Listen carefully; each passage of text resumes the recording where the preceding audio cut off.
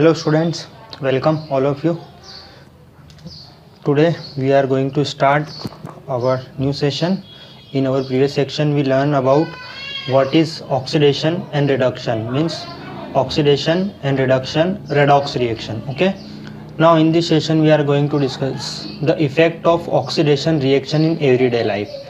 हमारी लाइफ में oxidation reduction reaction के कुछ इफेक्ट हैं so for everyday life. So first one is that corrosion. You know that corrosion, here is some example is given here.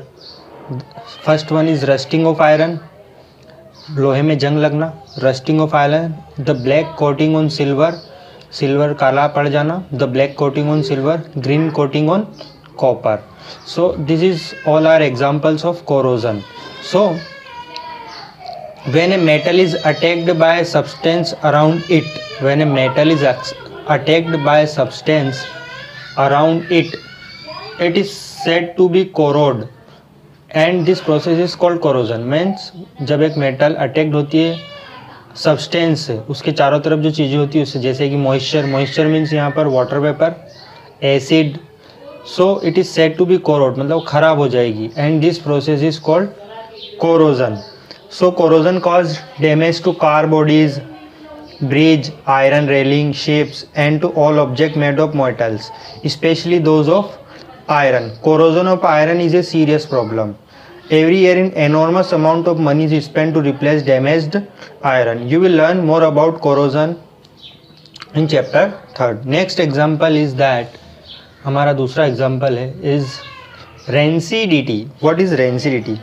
Have you ever tasted or smelled the fat oil containing food material left for a long time? जब बहुत समय तक food पड़ा रहता है तो आपने कभी उसको टेस्ट किया है? When fats and oils are oxidized, when fats and oils are oxidized, you know already what is oxidation, gain of oxidation. When fats and oils are oxidized, they become rancid, वो rancid हो जाते हैं and their smell and taste changes. Smell and taste changes means वो खराब हो जाएंगे, सड़ जाएंगे. सो टू प्रिवेंट मीन्स अगर हमारा फूड ऑक्सीडेशन हो गया, if our food is oxidised then it is spoil, खराब हो जाएगा. टू प्रिवेंट ऑक्सीडेशन, हम ऑक्सीडेशन रोकने के लिए, to prevent oxidation, antioxidant are added to foods, हम उसमें एंटीऑक्सीडेंट्स डाल देंगे to food containing fats and oil. तो ऐसे फूड जिसमें फैट्स हो एंड ऑयल हो, fats and oils containing food mixed with antioxidants to prevent the oxidation reaction. Keeping food in air tight container, food को ऐसी जगह रखेंगे जहाँ पे हवा बिल्कुल ना जा सके.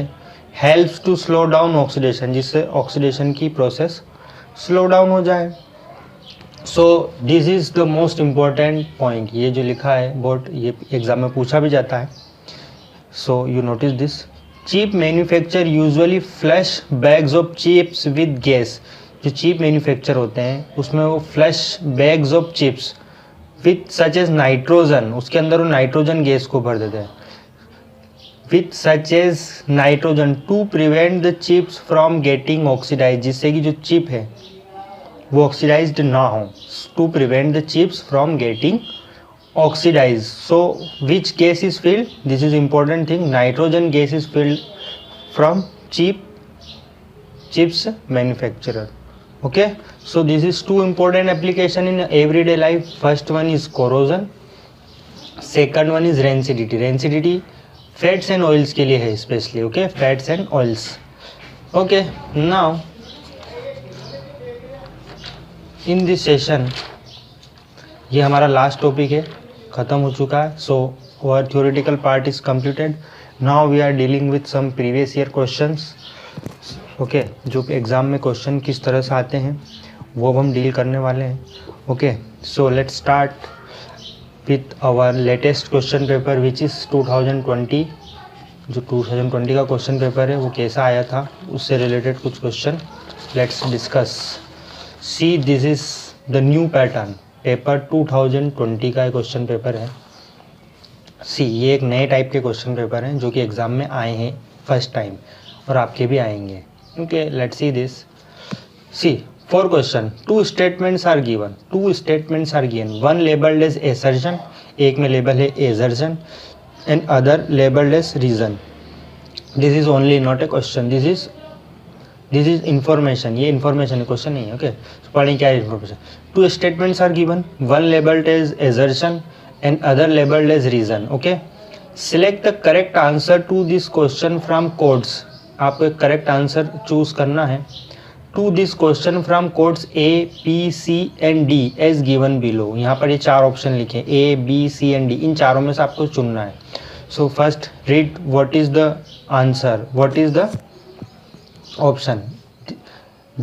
5 questions are coming from this type. Okay, इस तरह के 5 क्वेश्चन एग्जाम में आने वाले हैं. ठीक है. सो फर्स्ट ए ऑप्शन क्या है, बोथ ए एंड आर.